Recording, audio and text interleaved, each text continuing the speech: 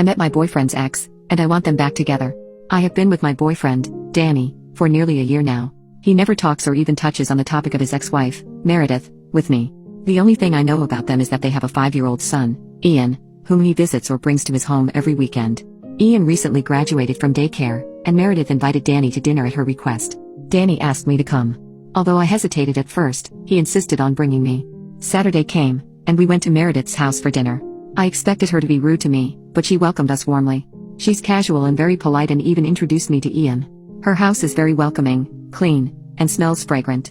It felt like home. I asked her if I could help her prepare the dinner while Ian and Danny were playing. She told me she could manage and told me to go ahead and bond with the boys. We had dinner, and she and Danny were very casual. Not too friendly, but not too distant either.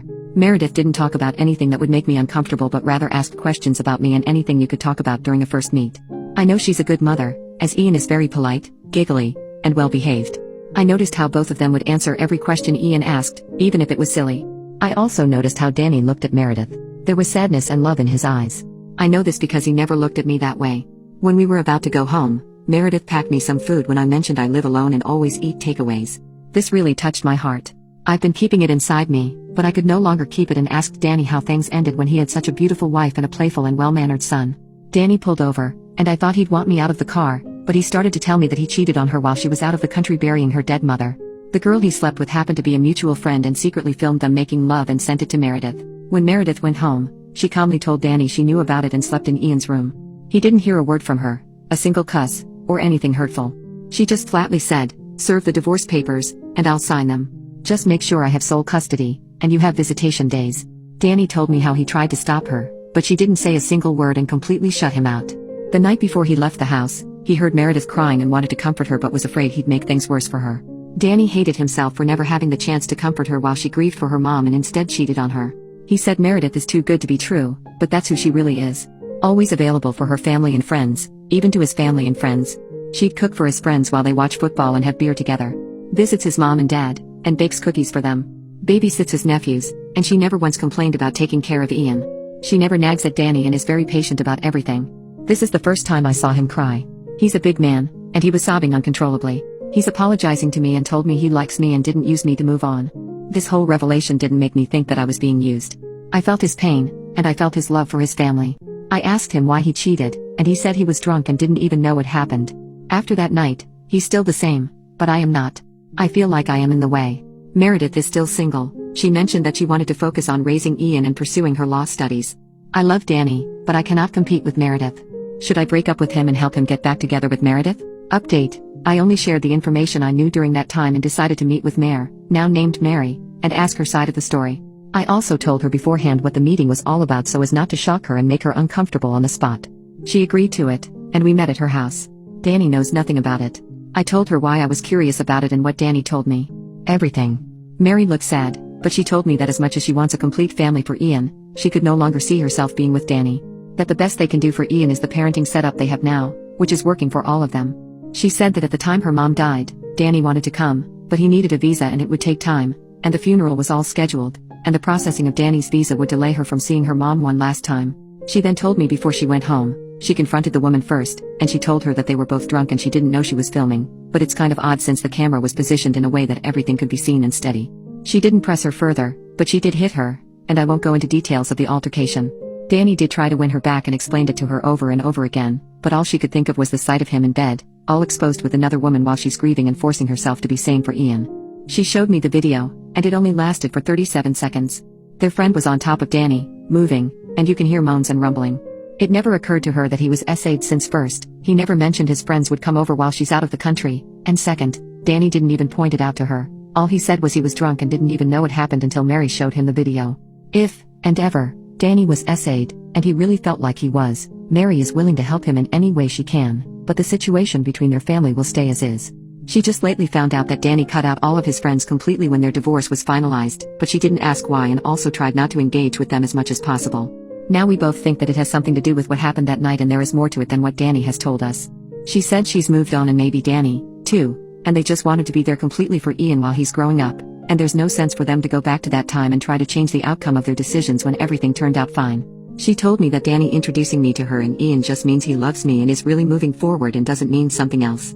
She said that their relationship was far from perfect, but they managed to get as far as bringing Ian into this world because they worked things out the best they could. They sure had problems financially, emotionally, or as petty as Danny not putting his socks in laundry baskets or her not getting ready on time, but Danny cheating was something she didn't see coming. She didn't know how to react or confront the situation aside from ending it right there and then. She asked me if she can talk to Danny in private because Danny might still be thinking that she hates him and still living with the guilt of hurting her in the worst way possible. Maybe all they need is good closure. Complete forgiveness. She assured me that Danny is a good man, and what happened to their relationship should not define Danny for who he is, and it was a phase in their lives that should be left in the past where it really belongs. She said that it was her own choice to stay single to focus on raising Ian and doesn't mean she's still stuck with her feelings for Danny like what most people perceive it. I asked her if it's a good idea to suggest therapy to Danny, and she told me she'll give anything she can do to help if Danny agrees to it, and also told me not to force the idea if Danny says no the first time I ask. We both concluded that Danny is bottling something inside him that none of us knew. Regarding their mutual friend, she jokingly said that Beth got away with murder, referring to what she did to them. She said that the last news she had of her was the mutual friend was no longer in town, and she couldn't care less about her whereabouts. It was wrong of me to think that they should be back together, not considering Mary's pain and the things she needed to do to heal. I apologized to her for making her relive this painful memory, but she told me that it's a small price to pay if it means someone else's peace of mind. You might be weirded out by my decision to stay with Danny, but Mary is right. What happened to them was painful, but there's nothing I or they can do about it now, and Danny is working on himself. I never once doubted his sincerity with me. If all else fails, then the joke's on me. But I love the guy enough to give our relationship a try. I will try to talk to him and help him heal too. I agree that I should not compare myself with her.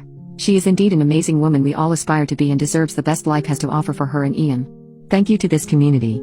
I really appreciate all of you. I'm secretly in love with my sister-in-law, and it's tearing me up inside. No, she doesn't know. No, she doesn't feel the same way. No, I don't plan on telling her. It's 6:01 in the morning and I've been up all night. We'll call her Kelly. She's somehow girl next door cute and the most attractive woman I've ever seen. When I was in college, she was a bartender at the sports bar in town. All of my friends would shoot their shots and she was never interested. And then we found out she had this big muscular boyfriend and we all made gross jokes about her that make me cringe when I think about them. I thought she was hot but wasn't really that interested in her. I met my now wife when I was finishing undergrad. My wife is a bit older and was finishing her master's. She told me her brother lived in town, and we planned to have lunch with him after we had been seeing each other for a bit. The brother, we'll call him Bill, is massive. My wife is tall and well built but Bill is 6 feet 4 inches with huge hands and a perpetual 5 o'clock shadow. And holding his hand was Kelly, the hot bartender with the big muscular boyfriend. That lunch was 13 years ago. My feelings for Kelly developed very slowly. I never intended to fall in love with her but honestly, everyone around her does. She's smart and kind and possibly the funniest person I've ever met. She is hilarious. She doesn't judge anyone. She comes at everyone with understanding and kindness, no matter how they come at her. And probably most importantly, she's a fabulous mother. My wife and I had agreed to have children eventually but then she changed her mind. I respect her decision, but it hurts. And once Kelly and Bill started having kids, they have 3 kids, 5 and under, and talk about having more, it hurt a lot more. They're not rich but they live comfortably. Kelly doesn't work outside of the home. I never thought I would feel this way but I am intensely jealous of their life. Kelly is basically a trad wife. She's a fabulous cook. She makes everything from scratch, including fresh pasta and grinding her own meat for burgers. Some of my favorite meals we have at their house. Their house is cute and clean and lived in, not perfect by any means, but so homey and comfy. So many thoughtful details, and so well organized. The kids are adorable and funny and she's clearly such a loving and patient mom. I'm sure some of this is the grass being greener. My wife is very ambitious and career-oriented and I'm constantly impressed by her drive and what she's accomplished. She doesn't really like to cook or clean and I don't expect her to, but I'm jealous that Bill comes home to a hot meal and a neatly made bed every day. The other thing about my wife is that she's pretty judgmental. I used to not think much of it, but then I realized how much of that judgment is directed at Kelly. She judged her for working in bars, and for caring about her appearance. Kelly is really into fashion and skincare and working out, but I've never heard her talk about it with anyone who didn't ask her about it. And then when they decided Kelly would stay home with the kids, my wife really ramped up her judgmental barbs. My wife's mother plays into it as well. I hate to say this but I think they're jealous because my wife's father was a big jerk in general and she always had to work and clean and cook because he didn't do anything. And I know my wife loves her job and career but it's stressful and tiring. Kelly seems really happy at home. I didn't mean for it to be this way but every time my wife says something negative about Kelly, I feel for her more, and for my wife less. I can't avoid her or let on how I feel but I think about her constantly. Whenever she compliments me, which is often, that's just what she's like, it stays with me for weeks. She does this little head tilt when she notices something she likes, and she does this little arm motion I can't really describe, but that's how you know she likes something you're wearing or she's about to compliment something you said. The way she offers a snack, she just puts it down and says, "Are you hungry?" Instead of making it awkward. She remembers what everyone likes to drink and what their favorite candy is and keeps it around for when they visit. She remembers everyone's birthdays. She buys the most thoughtful presents at Christmas. There are always jokes about spotting which wrapping paper she chose this year. I guess I should be grateful I get to be around her as much as I am. My friends from college still joke about it all the time, And I laugh along and shrug them off and say she isn't even that hot, but inside hearing them objectify her for her appearance kills me. She's an incredible, magical person. I think I would be in love with her even if she was a fat ugly man. I don't know why I'm typing all of this out. It seems dumb now. It's too long to delete though. If you read it all, I appreciate it. I just want to be able to talk about Kelly and obviously I can't anywhere else. Edit, to address a couple of things I keep seeing in the comments. 1. My wife started hinting about a year after we got married that she had changed her mind about kids. She told me very casually one day 3 years ago that kids are off the table. I asked if we could go to counseling about it and she said there was no point in us both going to therapy since she was comfortable with the decision and only I had a problem with it. I've asked a few more times and been met with the same response. I've been upfront about being upset about this, but at the same time I would never pressure someone into having kids. That's a recipe for disaster. 2. I don't want my own trad wife. Sorry if people don't like that term. I thought it was common. I don't want my current wife to be a homemaker. She would hate that. I don't want her to pump out babies if that's not what she wants. I am enamored with Kelly, and I admire how good she is at what she does. 3. These feelings really came to the surface after my wife told me she didn't want kids. It was soon after they had their second and everyone in the family was over the moon and it was just very heartbreaking for me. 4. I've realized I do really want children. I'm 35 and healthy, so I have a fair amount of time. I'm going to sit my wife down at some point in the near future to discuss it. I'm sure many of you will be delighted to hear it's likely the end of my marriage and the end of my connection to Kelly, which is probably a good thing.